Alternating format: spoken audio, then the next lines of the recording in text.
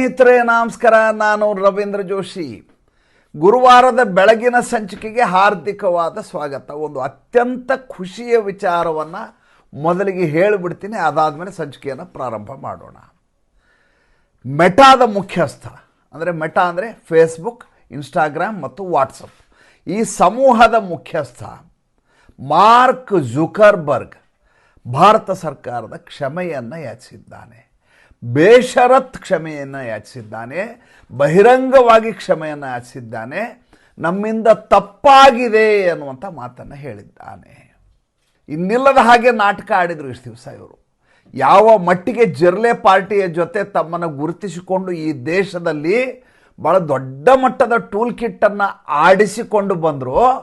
ಕೊನೆಗೂ ಭಾರತದ ಮುಂದೆ ಈತ ನತಮಸ್ತಕನಾಗಬೇಕಾಯಿತು, ಶರಣಾಗಬೇಕಾಯಿತು, ದೀರ್ಘದಂಡ ನಮಸ್ಕಾರ ಹಾಕಬೇಕಾಯಿತು, ಮೂಗನ್ನು ಉಜ್ಜಬೇಕಾಯಿತು. ಎಷ್ಟೆಲ್ಲ ನಾಟಕ ಮಾಡಿದರು ಇವರು. ನಡೆದ ಘಟನೆ ಏನು ಹೇಳ್ಬಿಡ್ತೀನಿ. ಇದ್ದಕ್ಕಿದ್ದ ಹಾಗೆ ನರೇಂದ್ರ ಮೋದಿಯವರ ವಿಡಿಯೋ ಇನ್ಸ್ಟಾಗ್ರಾಮ್ನಲ್ಲಿ ವೈರಲ್ ಆಗುತ್ತೆ, ಕೋಟಿಗಟ್ಟಲೆ ಜನ ನೋಡ್ತಾರೆ, ಎಲ್ಲ ರೆಕಾರ್ಡ್ ಬ್ರೇಕ್ ಆಗಿಬಿಡ್ತವೆ. ಜುಲೈ 23ನೇ ತಾರೀಕು ಒಂದು ವಿಡಿಯೋ ಹಾಕಿರ್ತಾರೆ ನರೇಂದ್ರ ಮೋದಿಯವರು. ತಾವೇ ಸೆಲ್ಫಿ ತಗೊಂಡು ತಾವೇ ಮಾತನಾಡಿ ಅಪ್ಲೋಡ್ ಮಾಡ್ತಾರೆ. ಭಾರತದಲ್ಲಿ ಭಾಳ ದೊಡ್ಡ ಮಟ್ಟದ ಸಂಚಲನೆ ಆಗುತ್ತೆ. ಎಂದೂ ಕೂಡ ನರೇಂದ್ರ ಮೋದಿ ಅವರು ಈ ರೀತಿ ಇನ್ಸ್ಟಾಗ್ರಾಮಲ್ಲಿ ಮಾತಾಡಿದ್ದೇ ಇಲ್ಲ. ಬದಲಾದ ಕಾಲಘಟ್ಟದಲ್ಲಿ ನರೇಂದ್ರ ಮೋದಿ ಕಂಡುಕೊಂಡಂಥ ಹೊಸ ಹಾದಿ ಇದು. ಈ ದೇಶದ ಯುವ ಜನತೆಯನ್ನು ಉದ್ದೇಶಿಸಿ ನಾನು ಮಾತನಾಡಬೇಕು. ಉದ್ದೇಶ ಒಳ್ಳೆಯದೆ, ಸಂಕಲ್ಪ ಒಳ್ಳೆಯದೆ. ಏಕೆಂದರೆ ಈ ದೇಶದ ಭಾಳ ಮುಂದಿನ ಉಜ್ವಲ ಭವಿಷ್ಯದ ಪ್ರತೀಕ ಅನಿಸ್ಕೊಂಡಿರುವಂಥ ಯುವ ಜನತೆ ನೇರವಾಗಿ ಅವರ ಜೊತೆ ಸಂವಹನ ಮಾಡುವ ಮೂಲಕ ಅವರ ಮನಸ್ಪರಿವರ್ತನೆ ಆದರೆ ಒಳ್ಳೆಯದು ಅನ್ನುವಂಥ ಕಾರಣದಿಂದ ನರೇಂದ್ರ ಮೋದಿ ಮಾಡಿದ ಕೆಲಸ. ಯಾವಾಗ ಇದು ಕೋಟಿಗಟ್ಟಲೆ ಜನ ನೋಡ್ಲಿಕ್ಕೆ ಶುರು ಮಾಡಿದರು, ಯಾವಾಗ ಇದು ವೈರಲ್ ಆಯಿತು, ಇದ್ದಕ್ಕಿದ್ದ ಹಾಗೆ ಬ್ಲಾಕ್ ಆಗಿಬಿಡುತ್ತೆ ಅವರ ವಿಡಿಯೋ. ಆ ವಿಡಿಯೋವನ್ನು ಡಿಲೀಟ್ ಮಾಡಿಬಿಡ್ತಾರೆ. ಬೆಳಗ್ಗೆ ಎದ್ದು ನೋಡಿದರೆ ವಿಡಿಯೋನೇ ಇಲ್ಲ. ಎಲ್ಲರೂ ಹೌಹಾರಿ ಬಿಡ್ತಾರೆ, ಬೆಚ್ಚಿ ಬೀಳ್ತಾರೆ. ಬೇರೆ ಯಾರೋ ಜನಸಾಮಾನ್ಯರಾಗಿದ್ದರೆ ಏನೋ ಕಮ್ಯುನಿಟಿ ಸ್ಟ್ಯಾಂಡರ್ಡ್ ವೈಲೇಷನ್ ಅಂತ ತೆಗೆದು ಹಾಕಿದ್ದಾರೆ ಅಂತ ಆತ ಅರಣ್ಯ ರೋಧನವನ್ನು ಮಾಡಬೇಕು. ಮೆಟಾದವ್ರನ್ನ ಸಂಪರ್ಕ ಮಾಡಲಿಕ್ಕಾಗೋದಿಲ್ಲ. ಅವರಾಗಿ ಯಾವಾಗ ಸಂಪರ್ಕಕ್ಕೆ ಸಿಗ್ತಾರೋ ಅವಾಗ ಪ್ರಶ್ನೆ ಮಾಡಬೇಕು. ಅದಕ್ಕೆ ಅವರು ಸಬೂಬು ಹೇಳಿ ತಪ್ಪಿಸ್ಕೋತಾರೆ. ಆದರೆ ಅವರು ಮಾಡಿದಂಥ ಅತಿ ದೊಡ್ಡ ಅಕ್ಷಮ್ಯ ಅಪರಾಧ ಏನಂದರೆ, ಒಂದು ಬಹುದೊಡ್ಡದಾದಂಥ ಪ್ರಜಾಪ್ರಭುತ್ವ ವ್ಯವಸ್ಥೆಯ ರಾಷ್ಟ್ರದ ಪ್ರಧಾನಿಯ ವಿಡಿಯೋವನ್ನು ಡಿಲೀಟ್ ಮಾಡಿರೋದು. ಏನು ಹುಡುಗಾಟ ಏನ್ರಿ? ಎಂಥ ದೊಡ್ಡ ಮಾರುಕಟ್ಟೆ ಫೇಸ್ಬುಕ್ಕಿಗೆ, ಇನ್ಸ್ಟಾಗ್ರಾಮ್ಗೆ, ಇದಕ್ಕೆಲ್ಲ. ಇಂಥದ್ದೊಂದು ದೊಡ್ಡ ಪ್ಲ್ಯಾಟ್ಫಾರ್ಮನ್ನು, ದೊಡ್ಡ ಮಾರುಕಟ್ಟೆಯನ್ನು ನಗಣ್ಯ ಮಾಡಿ ನಾವು ಏನು ಬೇಕಾದರೂ ಮಾಡ್ತೀವಿ ಅನ್ನುವಂಥ ಇವರ ಅಹಂಕಾರ ಇದೆಯಲ್ಲ, ಅದಕ್ಕೆ ಸರಿಯಾದ ಪೆಟ್ಟನ್ನು ಸರ್ಕಾರ ಕೊಡುತ್ತೆ. ನೋಡಿ, ಯಾವುದೇ ಆದರೂ ಮಾರನೇ ದಿವಸ ಬೆಳಗ್ಗೆ ಆಗೋದಿಲ್ಲ. 23ನೇ ತಾರೀಕು ನಡೆದಂಥ ಪ್ರಕರಣ 5ನೇ ತಾರೀಕು ಸೆಟ್ಲಾಗತ್ತೆ, ಅಂದರೆ ನಿನ್ನೆ ಸಂಜೆ ಸೆಟ್ಲಾಗತ್ತೆ. ನಿನ್ನೆ ಸಂಜೆ ಮಾರ್ಕ್ ಜುಕರ್ಬರ್ಗ್ ಕ್ಷಮೆ ಕೇಳ್ತಾನೆ. ಅದಕ್ಕಿಂತ ಮುಂಚೆ ಇಂಡಿಯನ್ ಹೆಡ್ ಆಫ್ ಮೆಟಾ ಬಂದು ನಮ್ಮ ಶಿಸ್ತು ಸಮಿತಿ ಮುಂದೆ, ಸಂಸದೀಯ ಸಮಿತಿ ಮುಂದೆ ಹಾಜರಾಗಿ ಇದೊಂದು ಟೆಕ್ನಿಕಲ್ ಗ್ಲಿಚ್ ಅಂತ ಹೇಳ್ತಾನೆ. ಭಾಳ ಸುಂದರವಾದ ಶಬ್ದಗಳಿದಾವೆ. ನಮ್ಮ ಕಂಪ್ಯೂಟರೀಕೃತ ವ್ಯವಸ್ಥೆ ಇದೆಯಲ್ಲ, ಇದ್ರಲ್ಲಿ ಹೇಗೆ ಬೇಕಾದರೂ ತಪ್ಪಿಸ್ಕೋಬಹುದು ಎನ್ನುವಂಥ ಒಂದು ಇರಾದೆ ಇದ್ಬಿಟ್ರೆ ಸಬೂಬುಗಳನ್ನು ಹೇಳಲಿಕ್ಕೆ ಭಾಳ ಸುಲಭ. ಇಲ್ಲ ಸರ್ ಹ್ಯಾಂಗ್ ಆಗಿಬಿಡ್ತು ಅನ್ನೋದು, ಇಲ್ಲ ಗ್ಲಿಚ್ ಇತ್ತು, ಟೆಕ್ನಿಕಲ್ ಗ್ಲಿಚ್ಚು, ಅದಕ್ಕೆ ಹೊರಟೋಗಿತ್ತು ಅನ್ನೋದು, ಇದ್ದಕ್ಕಿದ್ದಾಗಿ ಶಟ್ ಡೌನ್ ಆಯಿತು ಅನ್ನೋದು, ಸರ್ವರ್ ಕೆಲಸ ಮಾಡ್ತಾ ಇಲ್ಲ ಅನ್ನೋದು, ಏನು ಹೇಳಿದ್ರು ಕೇಳ್ತಾರೆ ಅನ್ನುವಂಥ ಒಂದು ಸುಳ್ಳು ನಂಬಿಕೆ ಇವ್ರದ್ದೆಲ್ಲ. ಟೆಕ್ನಿಕಲ್ ಗ್ಲಿಚ್ ಇತ್ತು, ಅದಕ್ಕೆ ಅದು ಡಿಲೀಟ್ ಆಯಿತು. ಹೌದಪ್ಪ, ಟೆಕ್ನಿಕಲ್ ಗ್ಲಿಚ್ ಇತ್ತು. ಮತ್ತು ಇದ್ದಕ್ಕಿದ್ದಾಗೆ ವಾಪಸ್ ಹೆಂಗೆ ಬಂತದು? ಹೊರಟೋಗಿರೋ ವಿಡಿಯೋ ವಾಪಸ್ ಹೆಂಗೆ ಬಂತು? ಹೆಂಗೆ ರಿಟ್ರೀವ್ ಆಯಿತು? ರಿಟ್ರೀವ್ ಯಾರು ಮಾಡಿದರು? ಯಾವುದಾದ್ರೂ ಟೆಕ್ನಿಕಲ್ ಗ್ಲಿಚ್ಚಲ್ಲಿ ಯಾವುದೇ ಒಬ್ಬ ಕನ್ಸ್ಯೂಮರ್ದು, ಯಾರೇ ಅದರ ಬಳಕೆದಾರನ ಒಂದು ಪುಟ ಹೋದ ಸಂದರ್ಭದಲ್ಲಿ ಅಥವಾ ಒಂದು ವಿಡಿಯೋ ಹೋದ ಸಂದರ್ಭದಲ್ಲಿ ನಿಮ್ಮಲ್ಲಿರುವಂಥ ವ್ಯವಸ್ಥೆ ಏನು? ಇದಕ್ಕೆ ಉತ್ತರ ಹೇಳಬೇಕಲ್ವಾ? Technical glitch. ಮಾರನೇ ದಿವಸ ಬೆಳಗ್ಗೆ ತಾಂತ್ರಿಕ ತೊಂದರೆಯಿಂದ, ದೋಷದಿಂದಾಗಿ ನರೇಂದ್ರ ಮೋದಿ ಅವರ ವಿಡಿಯೋ ಡಿಲೀಟ್ ಆಗಿತ್ತು. ಮತ್ತೆ ಅದನ್ನು ಬಿತ್ತರಿಸಲಾಗ್ತಾ ಇದೆ. ಅಷ್ಟೊತ್ತಿಗೆ ಟೈಮ್ ಮುಗಿದೋಗಿದೆ. ಸರ್ಕಾರ ಸುಮ್ಮನಿರಲಿಲ್ಲ. ಸರ್ಕಾರ ಹೇಳ್ತು, ಗ್ಲೋಬಲ್ ಹೆಡ್ ಯಾರಿದಾನೆ ಆತ ಬರಬೇಕಿದೆ, ನಿಮ್ಮ ಇಡೀ ಟೀಮ್ ಬರಬೇಕು. ಇವ್ರದ್ದೊಂದು ಹೊಸ ನಾಟಕ ಇದೆ. ಈ ಸೋಷಿಯಲ್ ಮೀಡಿಯಾ ಪ್ಲ್ಯಾಟ್ಫಾರ್ಮ್ನವ್ರದ್ದು ಒಂದು ನಾಟಕ ಇದೆ. ಏನಪ್ಪ ಅಂದರೆ, ನಾವು ಕೇವಲ ಪೆನ್ ಇದ್ದ ಹಾಗೆ, ನಾವು ಬರೆಯೋದು ನಮ್ಮ ಕೆಲಸ ಅಲ್ಲ, ನಾವು ಕೇವಲ ಸಾಧನ. ನಾವೊಂದು ಕಂಪ್ಯೂಟರ್ನ ಕೀಬೋರ್ಡ್ ಇದ್ದ ಹಾಗೆ, ಟೈಪ್ ಮಾಡೋದು ನಮ್ಮ ಕೆಲಸ ಅಲ್ಲ. ನೀವು ಹೇಗೆ ಬೇಕಾದ್ರೂ ಟೈಪ್ ಮಾಡ್ಕೋಬೋದು. ಅಂದರೆ ನಾವು ಯಾವುದೇ ತಪ್ಪಿಗೆ ಬಾಧ್ಯಸ್ಥರಲ್ಲ, ಕೇವಲ ಒಂದು ನಾವು ಸಾಧನ ಅಷ್ಟೇ. ನಾವು ಥರ್ಡ್ ಪಾರ್ಟಿ, ನಮಗೆ ಇಮ್ಯುನಿಟಿ ಇದೆ. ನಾವು ನಿಮ್ಮ ಪೋಸ್ಟನ್ನು ಎಡಿಟ್ ಮಾಡೋದಿಲ್ಲ, ಏನು ಮಾಡೋದಿಲ್ಲ. ನೀವೇನು ಕೊಡ್ತೀರ ಅದನ್ನ ಹಾಕಲಿಕ್ಕೆ ನಮ್ದಿರುವಂಥ ಪ್ಲ್ಯಾಟ್ಫಾರ್ಮ್. ನೀವು ಒಳ್ಳೇದು ಕೊಟ್ಟರೆ ಒಳ್ಳೇದಿರುತ್ತೆ, ಕೆಟ್ಟದ್ದು ಕೊಟ್ಟರೆ ಕೆಟ್ಟದ್ದು. ಹಾಗಾದ್ರೆ ಕಮ್ಯುನಿಟಿ ಸ್ಟ್ಯಾಂಡರ್ಡ್ ವೈಲೇಷನ್ ಅಂತ ಯಾಕ್ರಿ ಹಾಕ್ತೀರಿ ನಮ್ಮ ಮೇಲೆ? ಹಾಕಬಾರ್ದಲ್ವ ನೀವು? ನಿಮಗೆ ಪೋಸ್ಟ್ ಸರಿ ಇಲ್ಲ ಅಂತ ಮಾನಿಟೈಸೇಷನ್ ರದ್ದು ಮಾಡ್ತಿರಲ್ಲ, ಯಾಕೆ ಮಾಡ್ತೀರಿ? ಬೇರೆ ಕಡೆ ಕಾಪಿರೈಟ್ ಇಶ್ಯೂ ಇದೆ ಅಂತ ಹೇಳ್ತೀರಿ, ಅದ್ಯಾಕೆ ಹೇಳ್ತೀರಿ? ಇವೆಲ್ಲ ಎಡಿಟಿಂಗ್ ಮಾಡುವಂಥ ವ್ಯವಸ್ಥೆಯ ಭಾಗ ಅಲ್ವಾ ಇವು? ಅದನ್ನೆಲ್ಲ ಮಾಡಬಹುದಂತೆ, ಆದರೆ ಇವ್ರು ಥರ್ಡ್ ಪಾರ್ಟಿ ಅಂತೆ, ಇವ್ರಿಗೆ ಇಮ್ಯುನಿಟಿ ಅಂತೆ, ಇವ್ರ ಮೇಲೆ ಯಾವುದೇ ಕೇಸ್ ಹಾಕಬಾರ್ದಂತೆ, ಯಾರು ಏನು ಬೇಕಾದರೂ ಹಾಕ್ಕೊಳ್ಳಿ ಅನ್ನುವಂಥ ಧೋರಣೆ. ಆಮೇಲೆ ಇಡೀ ಷಡ್ಯಂತ್ರದ ಭಾಗವಾಗಿ ಭಾಳ ದೊಡ್ಡ ಮಟ್ಟದಲ್ಲಿ ಈ ಬಾರಿ ಜಿರಳೆ ಪಾರ್ಟಿಯ ಜಂತರ್ ಮಂತರ್ನ ಪ್ರೊಟೆಸ್ಟ್ನಲ್ಲಿ ಇವರು ತಮ್ಮ ಸಂಪೂರ್ಣವಾದ ಅದರ ಭಾಗವಾಗಿ ತಮ್ಮನ್ನು ತಾವು ಗುರುತಿಸಿಕೊಂಡ್ರು. ಹೇಗೆ ಅಂತ ಹೇಳ್ತೀನಿ. Meta officials has apologised on the matter that they have made viral the stories of cockroach Janata party. Cockroach Janata ಪಾರ್ಟಿಗೆ ಸಂಬಂಧಪಟ್ಟ ಹಾಗೆ ಮತ್ತು ಸರ್ಕಾರದ ವಿರುದ್ಧವಾಗಿ ಬರುವಂಥ ಕೆಲವು ವಿಡಿಯೋಗಳನ್ನು ವೈರಲ್ ಮಾಡಲಾಗಿದೆ, ಅದನ್ನು ವೈರಲ್ ಮಾಡಿಸಲಾಗಿತ್ತು. ಅದಕ್ಕಾಗಿ ದುಡ್ಡನ್ನು ತೆಗೆದುಕೊಂಡಿದ್ದೇವೆ. ದುಡ್ಡನ್ನು ಪಡೆದು ಯಾವುದನ್ನು ಬೇಕೋ ಅದನ್ನು ಕೆಲವೇ ಸಮೂಹಗಳಿಗೆ, ಪರ್ಟಿಕ್ಯುಲರ್ ಕಮ್ಯುನಿಟಿ ಅಂತ ಹೇಳಿದ ನಾನು, ಮೆಟಾ ಆಫಿಷಿಯಲ್ಸು ಪರ್ಟಿಕ್ಯುಲರ್ ಕಮ್ಯುನಿಟಿಗೆ ಆ ವಿಡಿಯೋಗಳು ಹೋಗುವ ಹಾಗೆ, ರೀಲ್ಗಳು ಹೋಗುವ ಹಾಗೆ ನಾವು ಅದನ್ನು ಪಂಪ್ ಮಾಡಿದ್ದೀವಿ, ಬೂಸ್ಟ್ ಮಾಡಿದ್ದೀವಿ ಅಂತ ಒಪ್ಕೊಂಡಿದ್ದಾರೆ. They have confessed that they have taken money and made the reels viral. ಅದನ್ನು ಒಪ್ಕೊಂಡಿದ್ದಾರೆ. ನೋಡಿ ಎಂಥ ವಿಚಿತ್ರ ಅಂದರೆ, ಇದ್ದಕ್ಕಿದ್ದ ಹಾಗೆ ನರೇಂದ್ರ ಮೋದಿಯವರ ಬಗ್ಗೆ ಹೇಳಲಿಕ್ಕೆ ಸಾಧ್ಯ ಇಲ್ಲ. ಅಷ್ಟು ಕೆಟ್ಟ ಶಬ್ದ, ಅಶ್ಲೀಲ ಶಬ್ದವನ್ನು ನಾನು ಯಾವುದು ಬೀದಿಯಲ್ಲಿಯೂ ಕೇಳಿಲ್ಲ ರೀ. ಯಾವುದೋ ಒಬ್ಬ ವ್ಯಕ್ತಿ ಅಷ್ಟು ಹೊಲಸು ಶಬ್ದವನ್ನು ಬಳಸಲಿಕ್ಕೆ ಸಾಧ್ಯ ಇಲ್ಲ. ಅಂಥ ಶಬ್ದಗಳನ್ನ ಯುವತಿಯರ ಬಾಯಲ್ಲಿ ಹೇಳಿಸಲಾಗಿದೆ. ಮಜಾ ನೋಡಿಲ್ಲಿ. ಎಂಥ ಯುವತಿಯರು ಜೀನ್ಸ್ ಪ್ಯಾಂಟ್ ಹಾಕಿದ್ದಾರೆ, ಟೀ ಶರ್ಟ್ ಹಾಕಿದ್ದಾರೆ, ಒಳ್ಳೆ ಮೇಕಪ್ ಮಾಡ್ಕೊಂಡಿದ್ದಾರೆ, ಆಧುನಿಕ ಕಾಲದ ಯುವತಿಯರ ಥರ ಕಾಣಿಸ್ತಾರೆ. ಅವರ ಬಾಯಲ್ಲಿ ಅತ್ಯಂತ ಅಶ್ಲೀಲವಾದ ಶಬ್ದಗಳಿಂದ ಅಶ್ಲೀಲವಾದಂಥ ವಾಕ್ಯಗಳನ್ನು ಅವ್ರ ಬಾಯಿಂದ ಹೇಳಿಸಿರೋದು. ಇವೆಲ್ಲ ವೈರಲ್ ಆಗ್ತಾ ಹೋಗ್ತವೆ. ಯಾಕೆ? They have confessed that they have taken money for that. ಕೊಟ್ಟವ್ರು ಯಾರು? ದುಡ್ಡು ಅದರದ್ದು ಈಗ ಬರುತ್ತಲ್ಲ. ಈಗ ಇಂಟೆಲಿಜೆನ್ಸ್ ಬ್ಯೂರೋ ಆಯಿತು, ನೀವು ಹೋಗಿಬಿಡಿ ಅನ್ಲಿಕ್ಕೆ ಇದು ಮನೆ ಪಂಚಾಯಿತಿ ಅಲ್ಲ. ಇದು ನಿಮ್ಗೆ ಯಾರು ದುಡ್ಡು ಕೊಟ್ಟಿದ್ರು, ಎಷ್ಟು ದುಡ್ಡು ಕೊಟ್ಟಿದ್ರು, ಯಾವ್ಯಾವ ರೀಲ್ಗಳನ್ನು ನೀವು ವೈರಲ್ ಮಾಡಿದ್ರಿ, ಇದೆಲ್ಲವನ್ನು ಹೇಳಬೇಕು. ಒನ್ಸ್ ದೇ ಹ್ಯಾವ್ ಈಗ ಒಬ್ಬ ಕಳ್ಳನ್ನು ತೊಗೊಂಡೋಗಿ ಬ್ಯಾರಕ್ಕಲ್ಲಿ ಹಾಕ್ತಾರೆ, 4 ಬಿಡ್ತಾರೆ ಅಂತ ತಿಳ್ಕೊಳ್ಳಿ. ಹೌದು ನಾನು ಕಳ್ಳತನ ಮಾಡಿದ್ದೀನಿ ಅಂತಾನೆ, ಅಂದ ತಕ್ಷಣ ಬಿಡಲ್ಲ. ಎಲ್ಲೆಲ್ಲಿ ಕಳ್ಳತನ ಮಾಡಿದ್ದು ಹೇಳು, ಇದಕ್ಕಿಂತ ಮುಂಚೆ ಎಲ್ಲಿ ಮಾಡಿದ್ದು ಹೇಳು, ಮತ್ತೇನಾದ್ರು ಕೊಲೆ ಮಾಡಿದ್ದೆ ಹೇಳು, ನಿನ್ನ ಜೊತೆ ಯಾರಿದ್ರು ಹೇಳು, ಅವರೆಲ್ಲಿ ಮಾಡಿದ್ದಾರೆ ಹೇಳು. ಈ ಬಿಂದುಗಳಿದ್ದಾವಲ್ಲ, ಇವನು ಜೋಡಿಸ್ತಾ ಹೋಗ್ಬಿಟ್ರೆ ಇದ್ರ ಹಿಂದಿರುವಂಥ ಸಂಪೂರ್ಣವಾದ ಷಡ್ಯಂತ್ರ ಸ್ಪಷ್ಟವಾಗಿ ಗೋಚರಿಸುತ್ತೆ.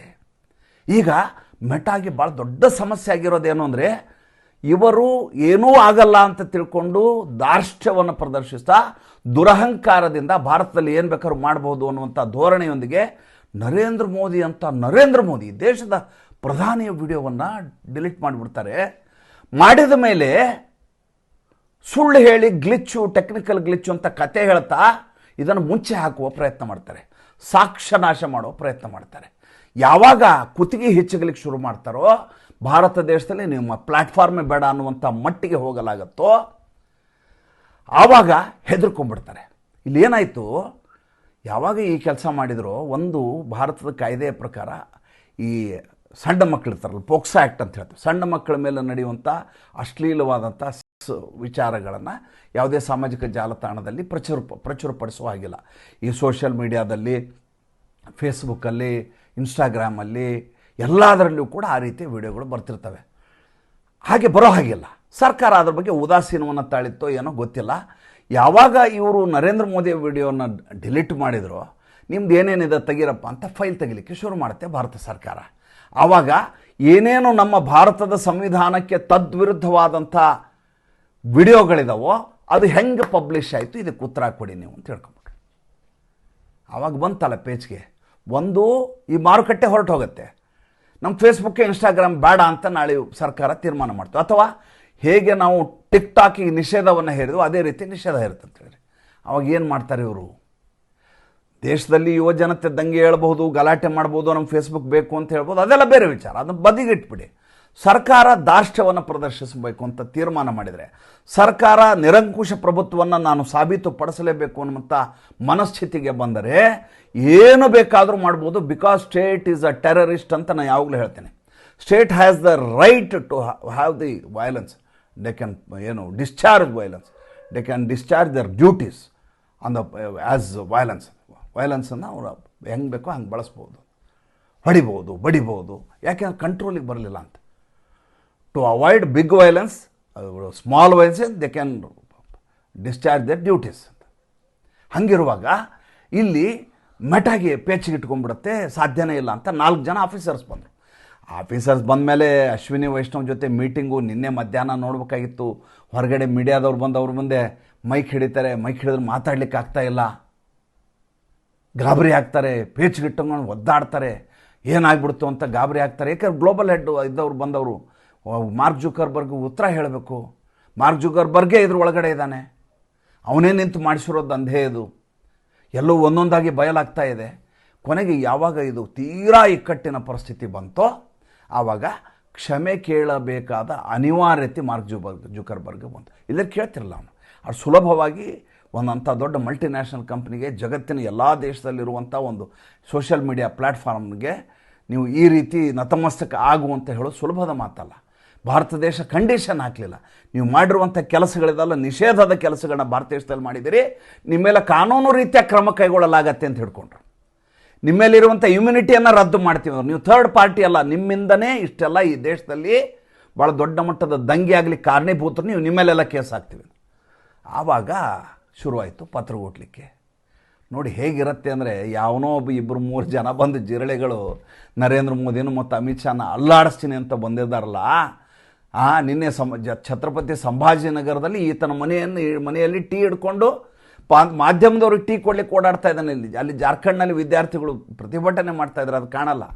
ಅಲ್ಲಿ ದೊಡ್ಡ ದೊಡ್ಡ ಮಾತುಗಳು ಇವರು ಪತ್ರಿಕಾಗೋಷ್ಠಿಯಲ್ಲಿ. ಯಾವಾಗ ಮಾರ್ಕ್ ಜುಕರ್ಬರ್ಗ್ ಬಿಲಿಯನೇರ್ ಇದ್ದಂಥ ಬಿಸ್ನೆಸ್ ಮ್ಯಾನು ಅಂಥವನ್ನೇ ನತಮಸ್ತಕನಾಗಿದ್ದಾನೆ ಸರ್ಕಾರದ ಮುಂದೆ. ಇವರು ಎಲ್ಲ ಯಾವ ಸೀಮೆಯ ಲೆಕ್ಕ ರೀ ಭಾರತ ಸರ್ಕಾರಕ್ಕೆ. ನೋಡಿ ಮಜಾ ನೋಡಿ. ಅದ್ರ ಜೊತೆ ಇನ್ನೊಂದು ವಿಷಯವನ್ನು ಹೇಳ್ಬಿಡ್ತೀನಿ, ಆಮೇಲೆ ಬೇರೆ ವಿಷಯ ಮಾತಾಡೋಣ. ಸಂಚಿಕೆ ದೊಡ್ಡದಾಗತ್ತೆ ಸ್ವಲ್ಪ ಇರಲಿ. ಒಂದು ಮಾತು ಹೇಳಿದೆ ನಾನು, ಆಗಸ್ಟ್ 5ನೇ ತಾರೀಕು ಏನಾದರೂ ಒಂದು ಭಾಳ ದೊಡ್ಡದಾದಂಥ ಬೆಳವಣಿಗೆ ಸಂಭವಿಸಬಹುದು ಭಾರತ ದೇಶದಲ್ಲಿ. ಯಾಕೆಂದರೆ ಆ ರೀತಿಯ ಸಭೆಗಳು ನಿರಂತರವಾಗಿ 6 ಸಭೆಗಳಲ್ಲಿ ಅಮಿತ್ ಶಾ ಪಾಲ್ಗೊಳ್ಳೋದು, ನರೇಂದ್ರ ಮೋದಿಯವರು CCS ಅನ್ನು ಕರೆಯೋದು, ವಿಶೇಷ ಸಭೆಯನ್ನು ಕರೆಯೋದು, ಭದ್ರತಾ ಮಂಡಳಿ ಸಭೆಯನ್ನು, ಇದನ್ನು ಏನಾಗ್ಬೋದಂತ ಸರ್ಕಾರ ಸ್ವಲ್ಪ ತಡೆದು ಕಾರ್ಯಪ್ರವೃತ್ತ ಆಯಿತು.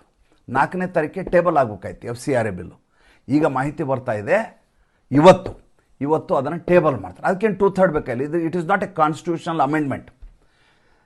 ಈಗಿರುವಂಥ ನಮ್ಮ ಸಂಸತ್ ಸದಸ್ಯರ ಸಂಖ್ಯೆ ಇದೆಯಲ್ಲ, ಅದರ ಮೂಲಕವೇ ಪಾಸ್ ಆಗಿಬಿಡ್ಬಹುದಾದಂಥ ಒಂದು ಬಿಲ್ ಅದು. ಆದರೆ ಅಮೇರಿಕಾ ಒತ್ತಡವನ್ನು ಹಾಕ್ತಾ ಇದೆ. ಇಬ್ಬರು, ಒಂದು ಕ್ರಿಸ್ಟೋಫರ್ ಸ್ಮಿತ್ ಅಂತೇಳಿ, ಈತ ವಾಷಿಂಗ್ಟನ್ ಎಕ್ಸಾಮಿನರ್ ಅನ್ನುವಂಥ ಪತ್ರಿಕೆಗೆ ಮಾರ್ಕೋ ರೂಬಿಯೋಗೆ ಬಹಿರಂಗವಾಗಿ ಪತ್ರ ಬರೀತಾನೆ, ರಿಪಬ್ಲಿಕನ್ ಪಕ್ಷದವನು. ಇನ್ನೊಬ್ಬ ರ್ಯಾಲಿ ಮೋರ್ ಅಂತೇಳಿ, ಈತ ವೆಸ್ಟ್ ವರ್ಜೀನಿಯಾದವನು, ವಾಷಿಂಗ್ಟನ್ ಹತ್ರ. ಇವರಿಬ್ಬರು ರಿಪಬ್ಲಿಕನ್ಸ್.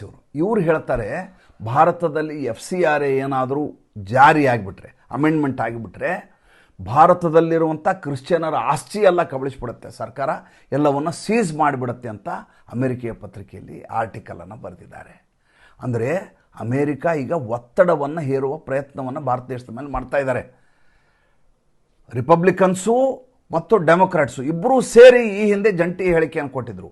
ಈಗ ನಿನ್ನೆ ಇವರಿಬ್ಬರು ಸೇರಿ ಪತ್ರಿಕೆಗೆ ಬಹಿರಂಗವಾಗಿ ಪತ್ರವನ್ನು ಬರೀತಾರೆ. ಭಾರತ ದೇಶದಲ್ಲಿ ಯಾವುದೇ ಕಾರಣಕ್ಕೂ FCRA ಅಮೆಂಡ್ಮೆಂಟ್ ಆಗಬಾರ್ದು ಅಂತ ಮಾಡ್ತಾರೆ. ಜೊತೆಗೆ CIA ಸೇರಿಕೊಂಡು ಈ ಪ್ರೊಟೆಸ್ಟ್ ಮೂಲಕ ನರೇಂದ್ರ ಮೋದಿಯನ್ನು ವೀಕ್ ಮಾಡುವ ಪ್ರಯತ್ನವನ್ನು ಮಾಡ್ತಾರೆ. ನೋಡಿ ಎಷ್ಟು. JD ವ್ಯಾನ್ಸ್ ಒಂದು ಮಾತು ಹೇಳಿದ ನಿನ್ನೆ, ಎಂದೂ ಭಾರತವನ್ನು ನಾವು ಚೈನಾ ಆಗಲಿಕ್ಕೆ ಬಿಡೋದಿಲ್ಲ ಅಂತ ಹೇಳಿದ ಉಪಾಧ್ಯಕ್ಷ. ನೆನ್ಪಿಟ್ಕೊಳ್ಳಿ, ನೆಕ್ಸ್ಟ್ ಅವನು ಪ್ರೆಸಿಡೆಂಟ್ ಆಗುವ ಸಾಧ್ಯತೆ ತುಂಬ ಜಾಸ್ತಿ ಇದೆ. ಏಕೆಂದರೆ ಡೆಮೊಕ್ರಾಟಲ್ಲಿ ಒಳ್ಳೆ ಅಭ್ಯರ್ಥಿಗಳೇ ಇಲ್ಲ. JD ವ್ಯಾನ್ಸು ಪಕ್ಕಾ ಕ್ರಿಶ್ಚಿಯನ್ ಮನಸ್ಥಿತಿಯ ಮನುಷ್ಯ. ಐ ಎಮ್ ಎ ಕ್ರಿಶ್ಚಿಯನ್ ಅಂತ ಬಾಯ್ಬಿಟ್ಟು ಹೇಳ್ತಾನೆ. ಹೇಳಿ ಆತನ ಧರ್ಮ, ಅದ್ರ ಬಗ್ಗೆ ನಮ್ಮ ಮಾತಿಲ್ಲ. ಆತ ಹೇಳ್ತಾನೆ, ನಾವು ಯಾವುದೇ ಕಾರಣಕ್ಕೂ ಭಾರತವನ್ನು ಚೈನಾ ಆಗ್ಲಿಕ್ಕೆ ಬಿಡೋದಿಲ್ಲ. ಅಂದರೆ ಚೈನಾದ ಹಾಗೆ ಬಲಿಷ್ಠ ಆಗಲಿಕ್ಕೆ ನಾವು ಬಿಡೋದಿಲ್ಲ ಅಂದರೆ ಏನರ್ಥ? ನಾವು ದುಡ್ಡನ್ನು ಪಂಪ್ ಮಾಡಿ CIA ಮೂಲಕ, ಫೋರ್ಡ್ ಫೌಂಡೇಶನ್ ಮೂಲಕ, ಡೀಪ್ ಸ್ಟೇಟ್ ಮೂಲಕ ಭಾರತವನ್ನು ಅಭದ್ರಗೊಳಿಸ್ತೀವಿ ಅಂತ. ನೀನು ಶೇಖ್ ಹಸೀನಾ ಭಾಷಣ ಮಾಡಿದರು. ಏನು ಹೇಳಿದರು? ಮಾತುಕತೆಯ ಹಂತದಲ್ಲಿದ್ದಂಥ ನಮ್ಮ ಮತ್ತು ಪ್ರತಿಭಟನೆಕಾರರ ಮಧ್ಯೆ ಸರಿಯಾದಂಥ ಸ್ಥಿತಿಯಲ್ಲಿ ಹೋಗುವಾಗ ಇದ್ದಕ್ಕಿದ್ದ ದಂಗೆ ಮಾಡಲಾಯಿತು. ಮೂರನೇ ಶಕ್ತಿ ಬಂದು ಅಮೇರಿಕಾ ಬಂದು ನಾನು ಈ ರೀತಿ ದೇಶವನ್ನು ಬಿಟ್ಟು ಹೋಗುವ ಪರಿಸ್ಥಿತಿ ಬಂತು. ಈ ರೀತಿಯ ವಾತಾವರಣವನ್ನು ಸೃಷ್ಟಿ ಮಾಡಿದ್ದೇ ಸೇಂಟ್ ಮಾರ್ಟಿನ್ ಐಲ್ಯಾಂಡ್ಗೋಸ್ಕರ ಅಮೇರಿಕಾ ಮಾಡಿದ್ದು. ಪ್ರತಿಭಟನೆಕಾರರು ಮಾತುಕತೆಗೆ ಸಿದ್ಧ ಆಗಿದ್ದರು. ಆದರೆ ಇದ್ದಕ್ಕಿದ್ದ ಹಾಗೆ ದಂಗೆ ಆಗೋಯ್ತು. ಹೆಂಗಾಯಿತು? ಆ ರೀತಿಯ ಶಕ್ತಿಗಳನ್ನು ಬಳಸಲಾಯಿತು. ಅವತ್ತು ನೋಡಿ ಬೆಳಗ್ಗೆ ಗೋಗರಿತಾ ಇದ್ದ ಈ ಅಭಿಜಿತ್ ದೀಪ್ಗೆ ಬೆಳಗ್ಗೆ 9:00 ಗೋಗರಿತಾ, ಇವತ್ತು ನೀವು ಹೊರಗಡೆ ಬರದೆ ಹೋದ್ರೆ ಆಗೋದಿಲ್ಲ, ನೀವು ಹೇಗಾದರೂ ಮಾಡಿ ಬರಲೇಬೇಕು ಇವತ್ತು ಅಂತ ಗೋಗರಿತಾ ಇದ್ದ. 20ನೇ ತಾರೀಕು 11 ಗಂಟೆಗೆ ಏಕಕಾಲಕ್ಕೆ ಲಕ್ಷಗಟ್ಟಲೆ ಜನ ಹೆಂಗೆ ಬಂದರು? ಈಗ ಒಂದೊಂದಾಗಿ ಹೊರಗೆ ಬರ್ತಾ ಇದ್ದಾವೆ. ಒಬ್ಬೊಬ್ಬರಿಗೆ 1200 ರೂಪಾಯಿ ದುಡ್ಡನ್ನು ಕೊಟ್ಟು ಅಲ್ಲಿ ಓಡಾಡ್ಲಿಕ್ಕೆ ಹಚ್ಚಲಾಗ್ತಾ ಇತ್ತು. ಒಬ್ಬೊಬ್ಬ ಇನ್ಫ್ಲೂಯೆನ್ಸರ್ಗೆ 15ರಿಂದ 20 ಸಾವಿರ ರೂಪಾಯಿ ಕೊಡಲಾಗ್ತಾ ಇತ್ತು. ಒಂದೊಂದು ವಿಷಯವನ್ನು ಹೇಳಿದರೆ 2-3 ಸಂಚಿಕೆ ಆಗುವಷ್ಟು ಮಾಹಿತಿಗಳಿದ್ದಾವೆ ಇಲ್ಲಿ. ಮತ್ತೆ ಮುಂದಿನ ಸಂಚಿಕೆಯಲ್ಲಿ ಮಾತಾಡ್ತೀನಿ. ಸಂಚಿಕೆ ಇಷ್ಟ ಆದರೆ ಲೈಕ್ ಮಾಡಿ, ಫಾಲೋ ಮಾಡಿ, ಶೇರ್ ಮಾಡಿ. ನಮ್ಮ ಮುಕ್ತ ಪತ್ರಿಕೋದ್ಯಮಕ್ಕೆ ಆರ್ಥಿಕವಾಗಿ ಬೆಂಗಾವಲಾಗಿ ನಮಸ್ಕಾರ.